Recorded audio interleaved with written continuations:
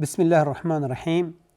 الحمد لله رب العالمین والصلاة والسلام على رسوله الأمين سيدنا ونبينا ومولانا محمد وعلى آله وأصحابه والتابعين ومن تبعهم بإحسان إلى يوم الدين. اما بعد، بینندگان عزیز محترم، عرض ادب و سلام دارم. السلام علیکم و رحمت الله و برکاته.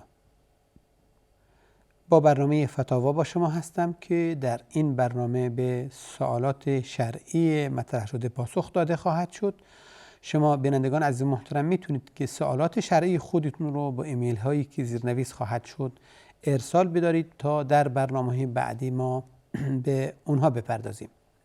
همکنون سوالاتی در دست بنده قرار داره که اولین سوالی که برنامه‌مون ان شاء الله با توفیق الهی آغاز میکنیم اینه که خواهر میپرسند: دختری هستم که هنوز ازدواج نکرده هم.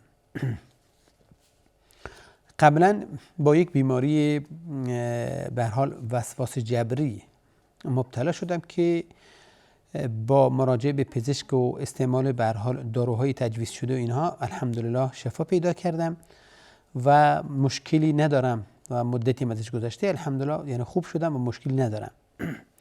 الان سوالم اینجاست که آیا این فردی که به هر حال خواستگارم هست لازم هست که این مسائل رو براش بیان کنم، اخبار بهش بدم یا نه؟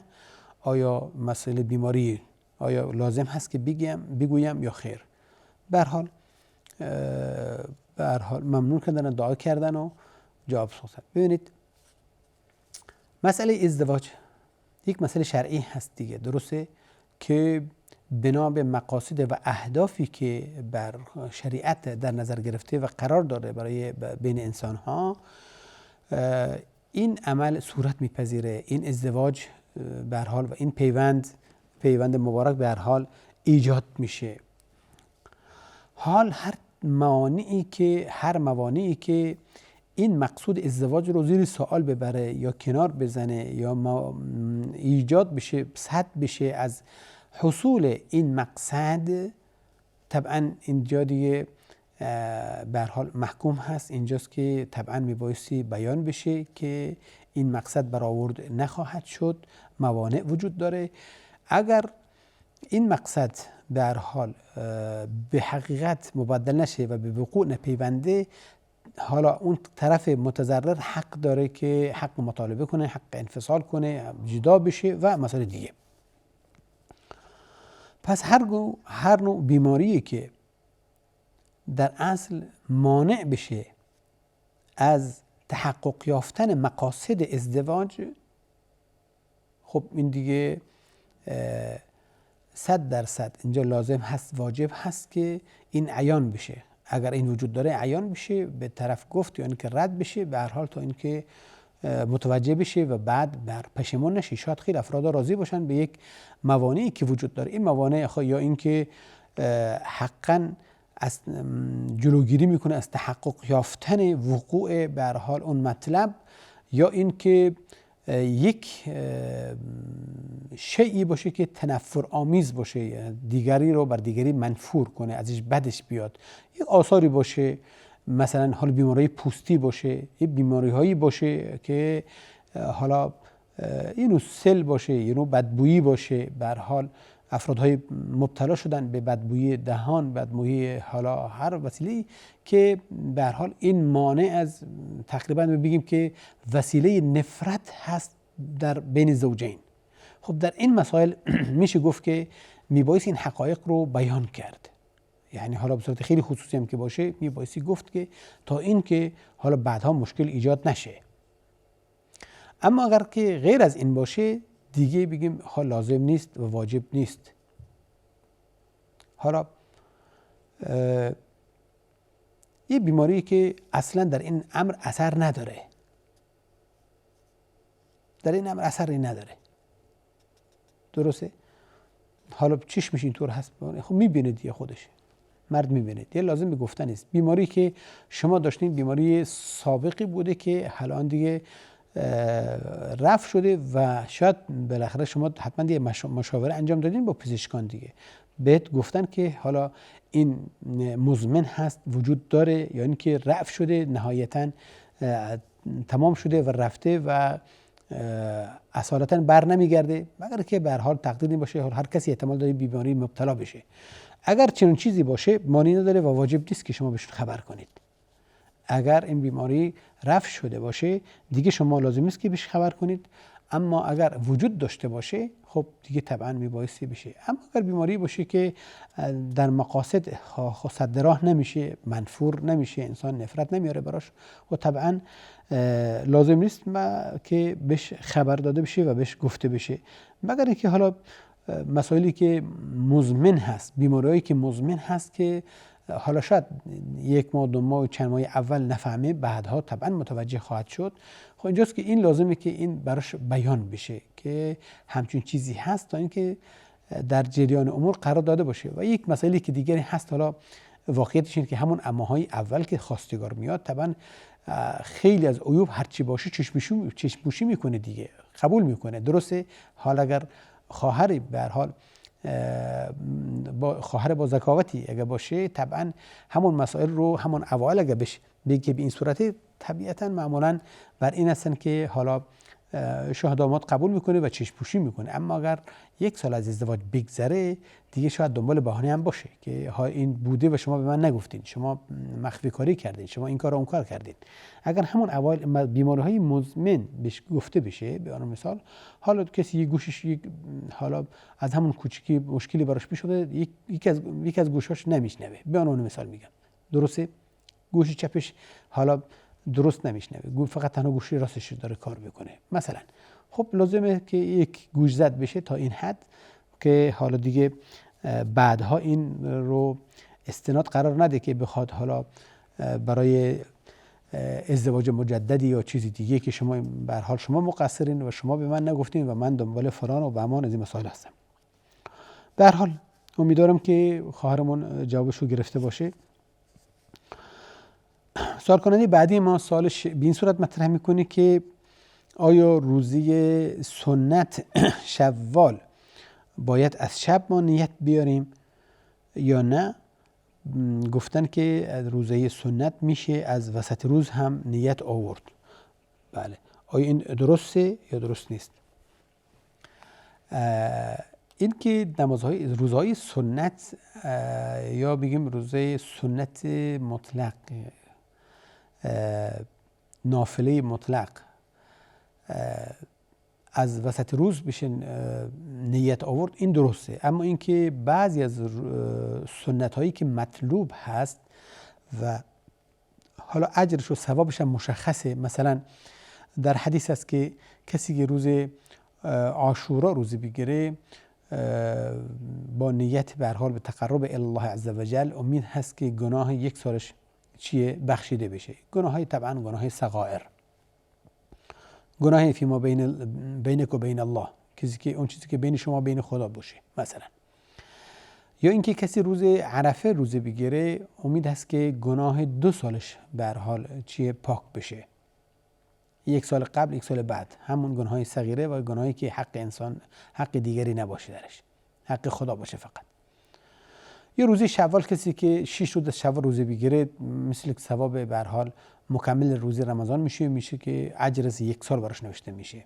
ببینید رسول الله صلی الله علیه و سلم میفرمایند که کسی که کسی که عاشورا روزه بگیره یا کسی که روز عرفه روزه بگیره این هست اجرش اینه. درسته؟ حالا یعنی معین کرده، یک نوع سنتی است که معین هست، مشخصه. و اصل روزه هم اینه که انسان از اول روز به این نیت باشه تا آخر روز، اون چیزی که معینه، اون چیزی که مطلوبه. یعنی درسته؟ روزه عاشورا مطلوب است، نه در حد واجب، مطلوب مستحبی. همچنین روزه عرفه مستحب است، روزه مستحبی. و همچنین این ایام، یعنی ایام 6 شوال که فرمودید. پس اگر کسی بخواد این اجر کامل براش نوشته بشه، این ثواب روز عرفه و روز شوال و روز تاسوعا و اینا براش نوشته بشه، عاشورا، حتما میبایستی از شب نیت داشته باشه که میخواد این عبادت را به جا بیاره تا اینکه اون روز کامل در این عبادت به سر برده باشه، تا اینکه این اجر و ثواب براش نوشته بشه. اما اگر کسی به فکر این تاسوعا یا عاشورا یا اینکه عرفه نبوده باشه، حالا ساعت 10 صبح شد بعد گفتن امروز، گفت خب پس منم کامل میکنم. حقیقتا این روز عاشورا یا روز عرفه چیه؟ به فکر روز عرفه نبوده، انجام عبادت نبوده. و طبعا این روز عرفه اگر بخوایم درست حقیقتا بهش نگاه کنیم میبینیم که روز عرفه ایشون روزه نبودن، شاید نیمی از روز عرفه روزه بودن. پس اون اجر و اون ثوابی که برای عرفه در نظر گرفته شده چیه؟ براش نوشته نخواهد شد. حالا روزی که گرفته از اون روز، از نیمه روز تا آخر، این روزش قبول هست یا روز باطله؟ نه، روز باطل نیست، اما یک روزه تطوع به هر حال نافله براش حساب میشه که حالا نیمه روز اجرش گرفته یا کامل اجرش گرفته یا نه. اما یک روز عرفه ایشون چیه؟ معناش هم اینه که حقیقتا اینه که روز عرفه روزه نگرفتن ایشون، نیمه روز عرفه روزه گرفتن. درسته؟ اما رسول الله میفرمایند کسی که روز عرفه روزه بگیره امید است که گناه 2 سالش بخشیده بشه. پس ایشون با این کارشون چیه؟ روز عرفه بود. فرق بین به هر حال این که کسانی که روزه نیمه روز رو نیت کردن و کسی که روز اولش، اینه که اگر معین نباشه، روز مطلوب نباشه، ثوابش مشخص نباشه در مقابل اون روزی که به هر حال مشخص شده هست، اگر اون ثوابش مشخص نباشه، روزش هم مشخص نباشه، تطوعاً باشه، خب معنی نداره. شما رسول الله صلی الله علیه و آله وارد منزل میشه. در حدیثی است که رسول الله میفرماید که رسول الله وارد شدن بر خونه، فرمودن که آیا چیزی هست، یعنی که میل بفرمایند بخورن. جواب دادن که نه خیر یا رسول الله، ما چیزی نداریم واقعیتش. فرمودن که خب پس در این صورت من روزه هستم. یعنی ببین تا اون زمان رسول الله نیت نداشت. اما این چیه؟ این روز عرفه نبود آخه که رسول الله به فکر روز عرفه باشه. حتما اگر روز عرفه بود از شب تصمیم میگرفتن. اگر روز عاشورا بود از شب تصمیم میگرفتن، همچنان که امت رو دعوت کرده به این که روز عاشورا یا روز تاسوعا در حدیث بعد و همچنین روز عرفه، این چی دعوت کردن کسی که روز عرفه، یعنی معنیش اینه که انسان از قبل میبایست این تصمیم داشته باشه، قبل از ورود به این عبادت، قبل از شروع این عبادت میباید این تصمیم داشته باشه. یعنی چی زمانه؟ یعنی شب، همانند نماز فرض، همانند روزه فرض که انسان از شب میبایست نیت داشته باشه، در همین عبادت ها هم چیه که مشخص و معین هست، حتما میبایستی از شب نیت داشته باشه که میخواد این عبادت رو انجام بده تا اینکه ثواب کامل براش نوشته بشه. اینطور نیست که حالا فراموش کرده باید قضا بگیره، نه خیر، قضا نداره، واجب نیست، درسته، سنتی است که اجر و ثواب خاصی خودش داره. حالا کسی که این کارو نکرده طبعا این فیض ازش چیه؟ ازش گذشته، این ثواب رو از دست داده، این اجر و ثواب ازش فوت شده، درسته؟ گناهی نداره. حالا همون نیمه روزی که هم روزی گرفته، امید هست که طبعا ثواب طبعا نافله براش نوشته بشه. اما بنا به رأی علما، همچنان که شیخ عثیمین رحمه الله در این امر بیان می‌فرمایند که چی؟ که ایشون اجر اون روز براش نوشته نشده، زیرا که این مشخص هست و معین هست که میبایستی این روز رو کامل بگیره که ایشون این کامل رو انجام ندادن. حالا ثوابش میگه چگونه هست؟ کسی که حالا اگر کسی روز همون نافله تطوعاً بخواد روزه از نیمه روز شروع کنه، آیا از اول روز ثواب براش نوشته میشه یا از آخر روز؟ دو قول هست. حالا در ظاهر این است که اجرش چقدر هست. به هر حال ظاهرا ما یک میان برنامه داریم، بعد از میان برنامه این مطلب رو دنبال خواهیم کرد و به سال بعدی میپردازیم.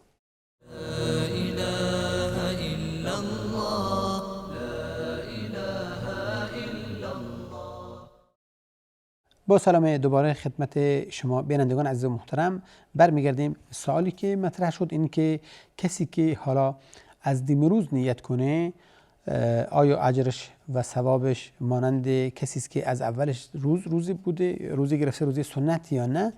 اولا قبل از که به این جواب بپردازم، برمیگردیم به همون روزی گرفتن در نیمه روز، شروط اون، اینکه زمانی انسان میتونه از وسط روز نیت روزه‌ای کنه که قبل از اون چیزی که به هر حال از مبطلات روزه هست انجام نداده باشه، درسته؟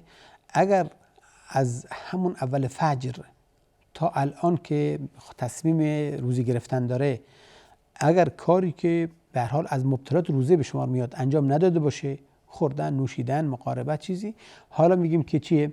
میتونه نیت داشته باشه، میتونه نیت بیاره و اون روز رو به صورت عبادت روزه به سر ببره.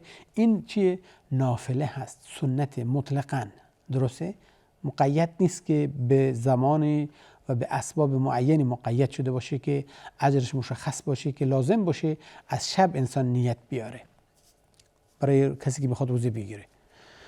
و اگر این کار رو نداشته باشه میتونه از همون لحظه نیت کنه مطلق و ثوابش رو براش نوشته بشه. حالا سوال اینجا بود که ثواب کل روز داره یا از همون لحظه؟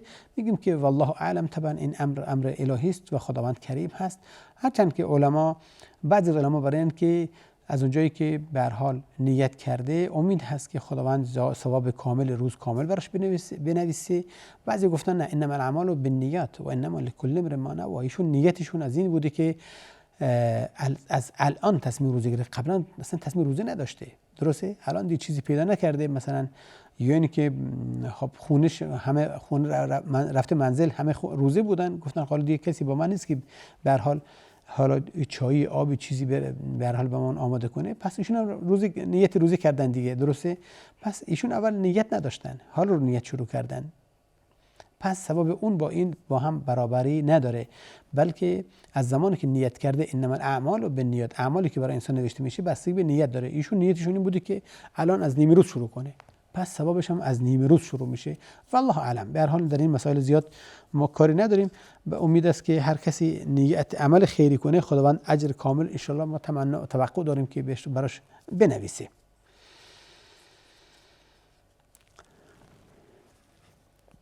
سوال بعدی ما، برادر میفرماید که اگر کسی از روی دریا چیزی پیدا کنه و چیزی بگیره، آیا اون هم حکمش اینه که میبایست اعلام کنه بین مردم اینها دنبال صاحبش بگرده، یا اینکه این مال خودش میشه، فرق میکنه با حالا چیزی که روی خشکی پیدا کنه؟ لطفا اگر جواب بدین ممنون میشم، خواهش میکنم. ببینید، شما اون چیزی که ملک شماست، مال شماست، حالا هر جا گم کنید، تو هواپیما گم بشه، تو ماشین گم بشه، تو کشتی و به هر حال تو لنجه ها گم بشه، هر جا گم بشه، این مال شماست دیگه. درسته؟ این به مجرد حالا این که شما تو هواپیما فراموش کرده باشین، از به هر حال جا گذاشته باشین، یا اینکه تو منزل تو بازار جای دیگه فراموش از دست داده باشین، ملکیت شما ازش سلب نمیشه، مال شماست دیگه. درسته؟ برمیگرده ببینم اون چیزی که از دست دادین یا اون چیزی که شما پیدا کردین حالا ارزشش چگونه هست. اگر شیء ارزشمند و ثمین باشه که میدونید صاحبش مالکش دنبالش هست، و طبعا این مال اون صاحب مال هست، مالکش هست، شمایی که الان به دست آوردین، گرفتین، پیداش کردین، به عنوان یک امین به هر حال حساب میشین و یک امانتدار باید باشین که این امانت نزد شما باشه. اگر اون شیئی که پیدا کردین شیئی هست که بی قیمت، بی ارزش، که اصلا فرد به فکرش هم شاید نباشه، درسته، معنی نداره، خب دیگه حالا این همون لحظه شما میتونید بردارید. رسول الله صلی الله علیه و آله یک محلی میگذاشتن، یه هر حال یک خرمایی افتاده بود، اینا رسول الله برمیداره، پاک میکنه، میگه که فقط میترسم که جز صدقه باشه و الا من میخوردمش. یعنی ببین قصد اینه که حالا به دیگر فواید نمیپردازیم، مقصود اینه که رسول الله میخواست این رو بدون اینکه اعلام کنه، بدون اینکه دنبال صاحبش بگرده، بدون اینکه میخواد حالا بگه که نگهداری ازش کنه تا اینکه صاحبش پیدا بشه، در اون زمان حتی میگه که میگه اگر صدقه نبود، ترس نبود که این مال صدقه هست، زیرا که صدقه به رسول الله درست نیست، هدیه درسته. میگه میترسم از اینکه صدقه باشه، به همین منظور من نمیخورمش، ولی میخوردمش. یعنی اگه چیزی که ارزشی نداشته باشه، صاحبش دنبالش نمیگرده، معنی نداره که شما بردارید و استفاده ازش کنید به عنوان، حتی به عنوان ملکیتون، معنی نداره. حالا چیزی که خلاص شدنی هست با خوردن و به هر حال با استعمالش معنی نداره.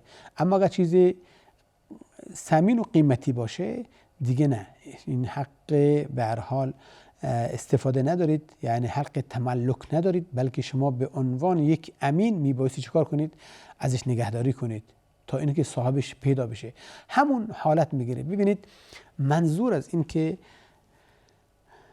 وقتی که چیزی انسان پیدا میکنه در اصل هدف محافظت از اون، یعنی محافظت از اموال یک برادر مسلم یا یک انسان کامل که به هر حال شیئی رو از دست داده تا اینکه به دست تبهکار نیفته تا از بین ببردش، یا اینکه مال رو به صاحب مال بر نگردونه. متوجه هستین که منظور از مشروع بودن این حکمت که وقتی شما چیزی رو پیدا کردین بایستی بردارین، درسته؟ منظور اینه که شما میبایستی در حفظ و نگهداری اون بکوشید و منظور اینه که این مال میبایستی به صاحبش برگرده. به مجرد حالا فاقد شدنش از اون صاحب در دریا باشه یا در خشکی باشه دیگه ملکیت ازش سلب نشده، این مال دیگران هست، شما حق استفاده ندارید، میبایستی نگه بدارید. همون حکم پیدا میکنه که یک لقطه در یعنی اون چیزی که پیداش کردین و از دنبال صاحبش هستین در زمین در خشکی به هر حال شما پیدا کردین، همون حکم پیدا میکنه. 100% میبایستی اعلام کنید، 100% میبایستی دنبال صاحبش بگردین. حالا امروزه که به هر حال وسایل تواصل اجتماعی وجود داره، الحمدلله اعلامیه میدین و تا اینکه چی صاحبش مشخص بشه و پیدا بشه. حالا اینکه این مال صاحبش هست، هر چند ازش بگذره ملکیت ایشون چیه؟ سلب نمیشه ازش، سلب نمیشه. حتی اگر 10 سال هم طول بکشه که بعدها پیدا بشه حتما میبایسته اون چیه بهش برگردونده بشه.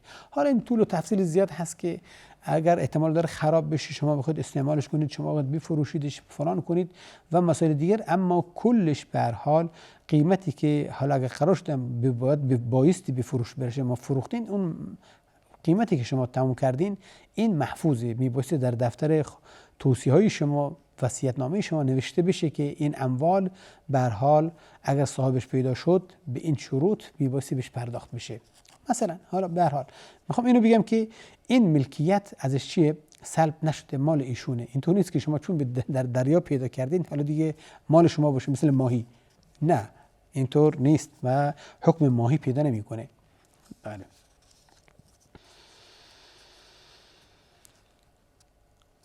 بعضی اتفاقا برای اینن که میگن که ما به مجردی که پیدا کردیم حالا میریم به صندوق خیریه جای میدیم تا اینکه اون صندوق خیریه براش درش تصرف کنن، دیگه ما برای او ذمه باشیم.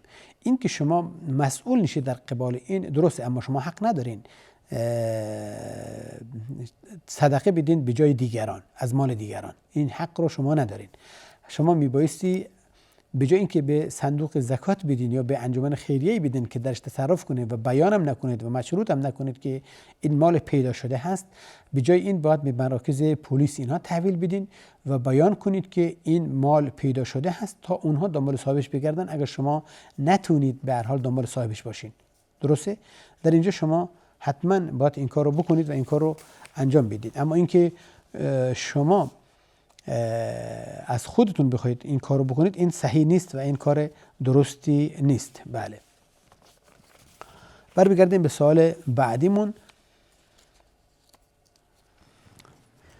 خواهر میفرمایند که مردی که حالا جوانی که مادرش مسلمان هست اما پدرش شاید دین و مذهبی نداشته باشه و ما نمیدونیم، ایشون به هر حال پسر میگه که به خواستگاری من اومده و خودشون هم دین مادرش رو اختیار کرده، یعنی مسلمان شده. حالا نمیدونم چون میخواد حالا خواستگاری کنه از این خواهرمون فقط دینش اظهار کرده یا اینکه حقا مسلمان هست که ما حسن ظن داریم حتما این برادرمون مسلمان هستن الحمدلله. به هر حال حالا به قصد ازدواج به هر حال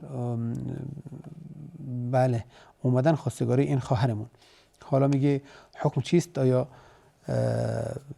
درست هست که من باش ازدواج کنم یا نه؟ خب شما میفرمایید که ایشون دین مادرش اختیار کردن. اولا شما میدونید که با این سوال معنیش اینه که خواهرمون و دیگر برادران که این سوال براشون مطرح میشه یا خواهران میدونن که ازدواج مسلمان با کافر صحیح نیست.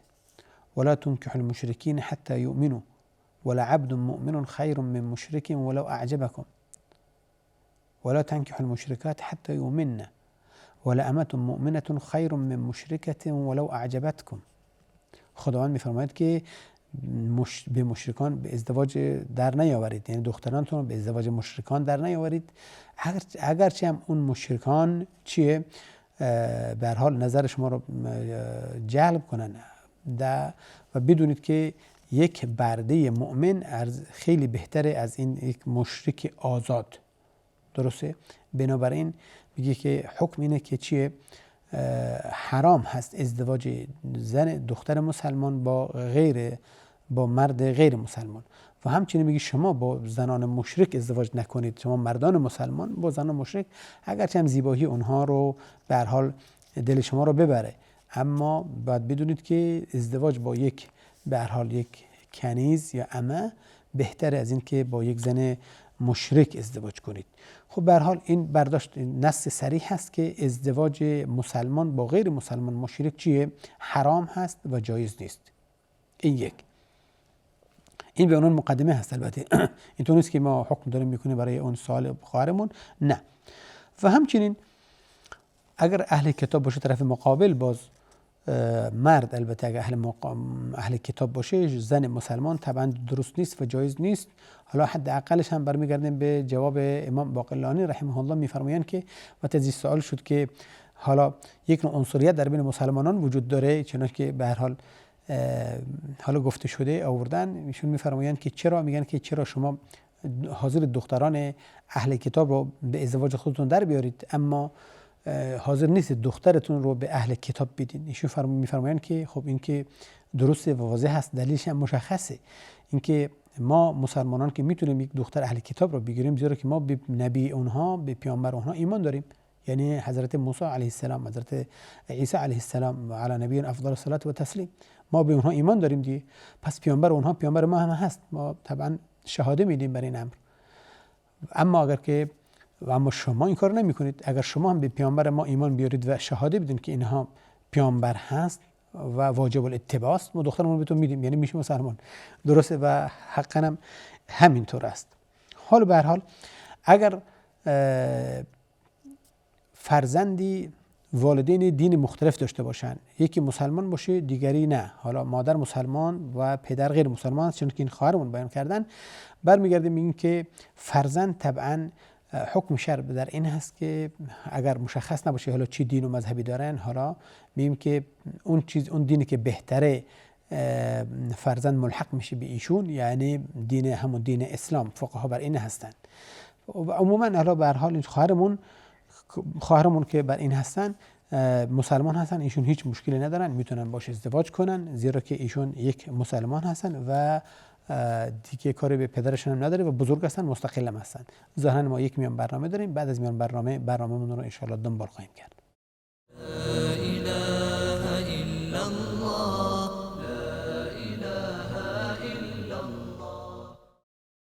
با سلام دوباره خدمت شما بینندگان عزیز و محترم، برمیگردیم به سوالاتی که همکنون در دست بنده قرار داره.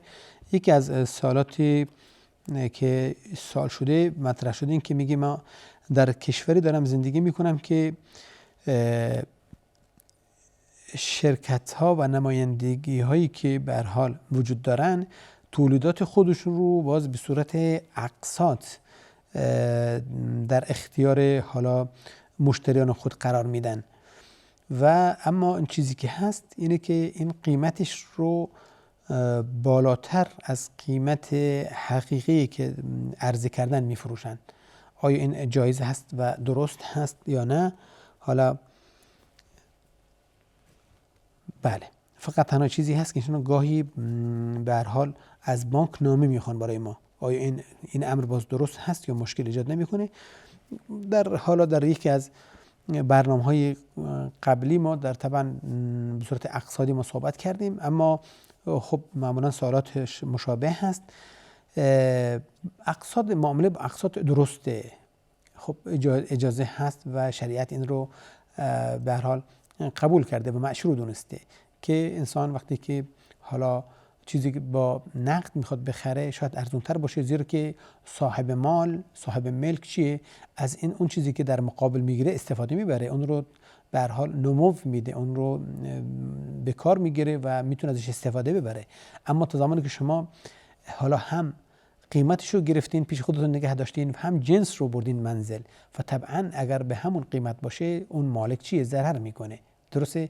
شما دارید از اون وسیله که گرفتین استفاده میبرین دیگه، به کار میگیرین، درسته؟ ازش فایده میگیرین و از طرف دیگه قیمتش که پرداخت نکردین پیش شماست، داخل شما دارید استفاده میبرین از دو جهت، درسته؟ اما اون مالک چیکار کرده؟ فقط تنها کاری که کرده جنس خودش رو به فروش رسونده و اما در مقابلش در عوض اون چیزی که باید بگیره هنوز تحویل نگرفته که بتونه ازش استفاده ببره و نیازهای خودش و کارخانه اینا بخواد چیه؟ برطرف کنه. خب طبیعی است که ایشون به هر حال حسابات خاصی دارن که در این مدت که پول براش نمیرسه یا قیمتش دریافت نمیکنه چطوری بخواد تلافی کنه. درسته؟ و اینجا هم شما رضایت دادین و راضی شدین به اون قیمت. ببین جنسی هست که حالا شاید در بازار به عنوان مثال $100 باشه، شما میخواید از یکی دیگه $120 بخرید، حاضر هستین، درسته؟ شاید شما هم نیاز داشته باشید به اون مبلغ که فعلا پرداخت نکنید و اون نیازتون از همون وسایل هم میتونید برطرف کنید. طبعا خب راضی هم هستید، میدونید که گرونتر هست اما راضی هستید، درست؟ حتما فایده داره برای دیگه، مجبور نیستن آخه، درسته؟ پس در این صورت چیه؟ درست هست و صحیح هست و مانع ایجاد نمیکنه، شما مضطر نیستید اینجا، درسته؟ اما درباره ربوی که انسان درست نیست، ببینید شما مجبورید که مبلغ یعنی پول بگیرید اما بالاجبار دارید پول رو اضافه میدین، میدونید که حالا این ارزشش هم نداره اما راه به جایی نمیبرید، بالاجبار میبایست ربا بپردازید. حالا در مسئله ربا نمیخوایم بحثش طولانی کنیم، خدمتتون عرض شد قبلا که حکمت ها و فلسفه های زیادی داره بر حرام بودنش که به هر حال میدونید. اما مسئله گواهی که شما فرمودید مانع ایجاد نمیکنه، این گواهی فقط من باب توثیق معامله هست که حالا مالک به شما اطمینان کنید، هم درآمدتون مشخص باشه براشون و هم زمان وجودتون و حسابتون در این بانک باز مشخص هست. پس این مشکل ایجاد نمیکنه تا زمانی که بانک به جای شما پرداخت نمیکنه که شما اضافی رو به بانک بدین، مشکل ایجاد نمیکنه و این صحیح هست. بر خواهری سالشون رو مطرح کردن که میگه یکی از دوستانم که از مدتی عقد شرعی بسته با یکی از حالا به یک جوان مسلمانی، حالا میگه الان دختر قصد طلاق در پی طلاق گرفتن هست اما شوهرش راضی نمیشه، شوهرش راضی نیست. حالا اولا چیکار کنه؟ ثانیاً مهری که حالا ذکر شده شنیدیم که نصف میشه، آیا این صحیح هست یا نه؟ و هدایایی که باز گرفته شده حالا بهش پرداخت شده چی؟ آیا این مال خودش هست یا نه؟ ببینید خواهران ما میبایست اولا توجه کنن که در مسئله طلاق گرفتن یا جوانان ما در مسئله طلاق دادن عجول نباشن به هیچ عنوان. شریعت هیچ چیز رو بدون حکمت تجویز و مشروع نمیکنه.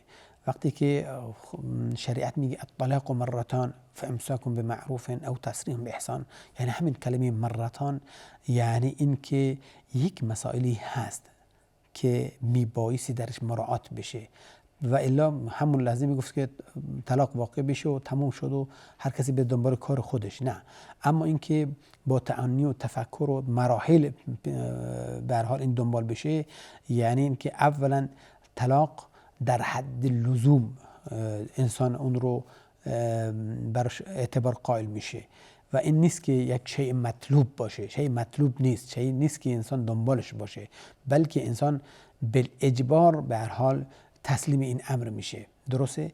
و اینم چنانچه شیخ الاسلام رحمه الله میفرماید خود طلاق اصلا محظوره، ممنوعه، مگر به اندازه نیاز که حالا نیاز باشه برای اینکه برای درست شدن زندگی و به هر حال روی روال انداختن زندگی، نحوه زندگی کردن اینا، حالا این تجویز شده در حد مطلوب که حالا زندگی رو به خوب و خوشی برسونه.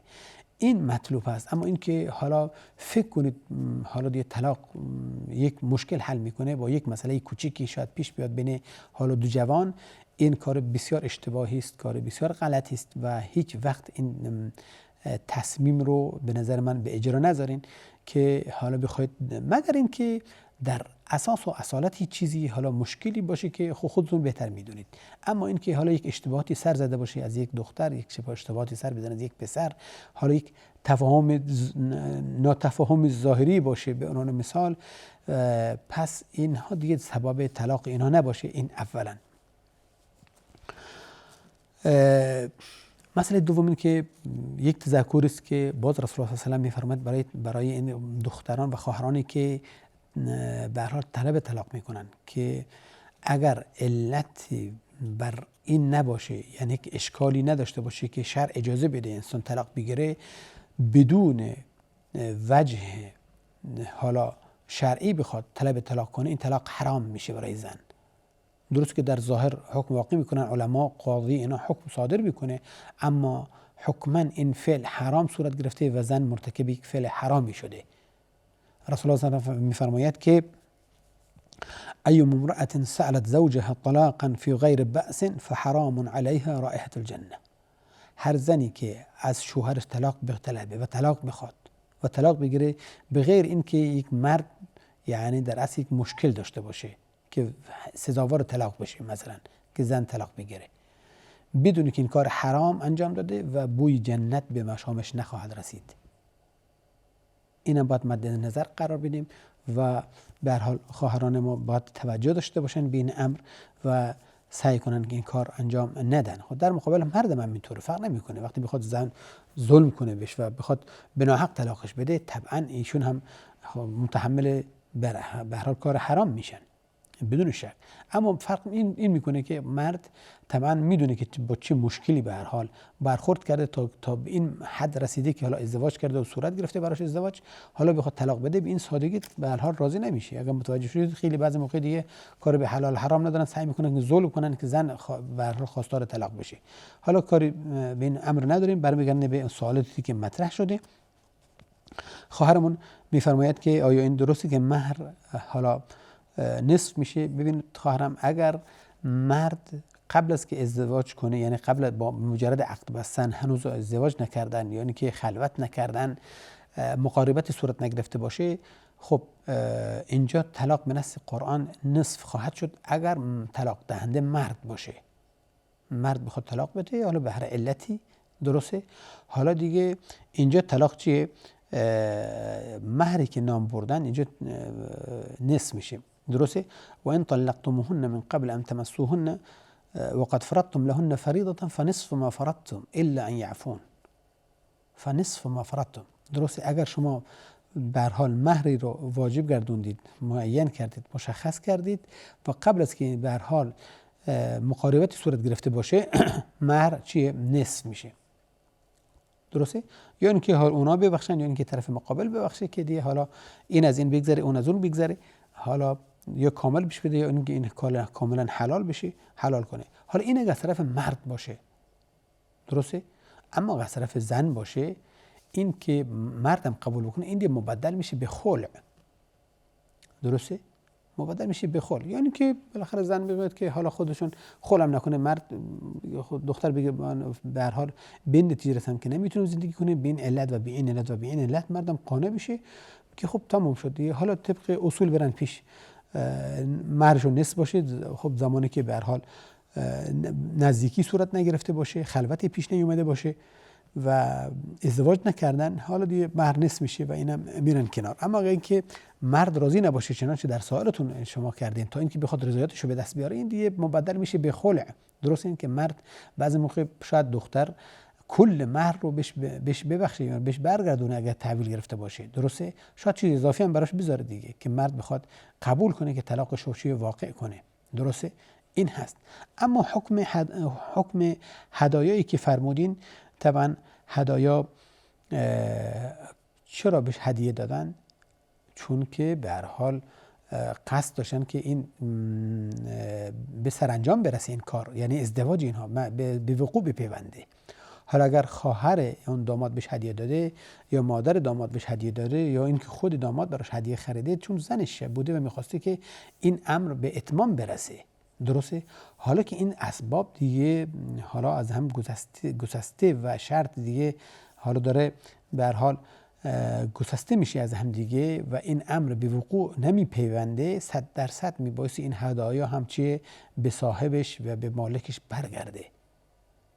درست این زمانی ببین بنا به اسباب بود، اینطور نبوده که حالا یه همکراسی بهش داده باشه، نه، چون که حالا عقد کرده و برای به هر حال آینده، یعنی که رفتن زیارتش خواهر شوهر بوده و مادر شوهر بوده و برش دادن به عنوان این که ایشون چی هستن، حالا عروسشون هستن. خب طبعا اینجا بر اساس این بهش دادن و ایشون الان دیگه این امر به آخر نرسوندن بنا به رأی خودشون، پس لازمه که این هدایا هم چیکار کنه؟ برگرده.